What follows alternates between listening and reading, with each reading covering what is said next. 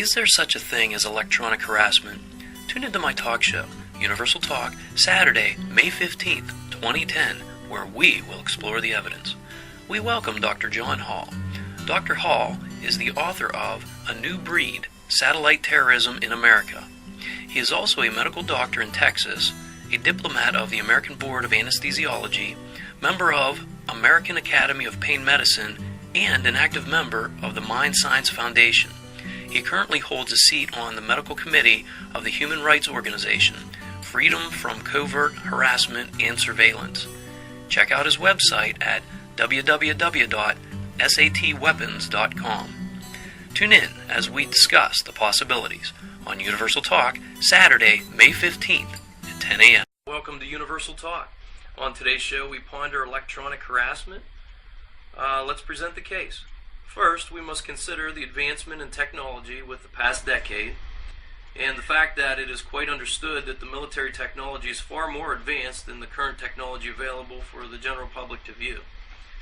What if technology existed that would allow agencies or individuals to listen to conversations over landlines, cell phones, or even computers? What if technology existed that would allow the use of televisions or radios to gather information that most consider private? In a moment, we will have Dr. John Hall on the show. Dr. Hall is the author of A New Breed, Satellite Terrorism in America. He is also a medical doctor in Texas, a diplomat of the American Board of Anesthesiology, member of the American Academy of Pain Medicine, and an active member of the Mind Science Foundation. He currently holds a seat on the medical committee of the human rights organization, Freedom from Covert Harassment and Surveillance. Dr. John Hall, welcome to the show. How are you, Joseph? I would also like to introduce Dr. Don Raumaker, who's on here with me as well, and a colleague in this battle against our loss of privacy. Great. Hello. How are you? Great. How are you? I'm sorry I didn't have my microphone on. Thank you very much. I would like you maybe give a little intro of yourself. I'm sorry, this is I wasn't prepared for this, but that's okay. Just maybe introduce yourself a little bit. Well, again, I'm Dr. Don Raumaker. I have a doctorate degree in theology. I've got a master's degree or a doctorate degree in divinity and a master's degree in theology. But prior to that, I spent about 25 years in the music industry, believe it or not. But I got involved with Dr. Hall is a dear friend of mine, and I got involved in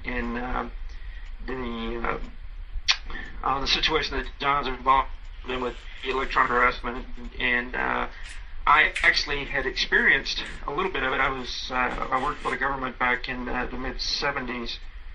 When I got out of the military, I went to work as a civilian in the mid-'70s, and I was in Nicaragua and Salvador, and I experienced a little bit of the voice-to-skull technology that they were just developing at that time, and that's part of the technology that's being used today to harass victims that Dr. Hall writes about in his book.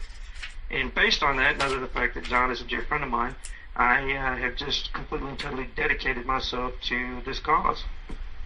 That's great. So can you give the listeners some examples of the harassment that either of you have experienced in the past, say, even the past 6 months, or even if you want to go broader and tell us how this all started?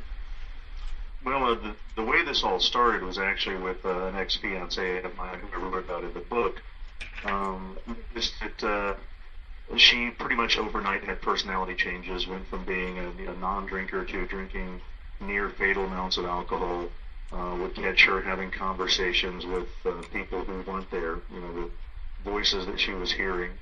And she started having stalking and breaking and entering, which is pretty much the template that you see most of the victims nationwide get. It usually starts with noticing stalking or noticing break-ins, nothing stolen, but your things have been moved around just to let you know someone's been in. And then they start hearing voices either in their head or in their surroundings. Two different forms of audio harassment. It's 10 p.m. and Kate's face is breaking out, so she uses new Clearasil overnight lotion, scientifically formulated to work with her skin to deal with breakouts overnight. You see, Clearasil gets that skin behaves differently while you sleep, so they've created a product that works with her skin while it renews and regenerates. The results?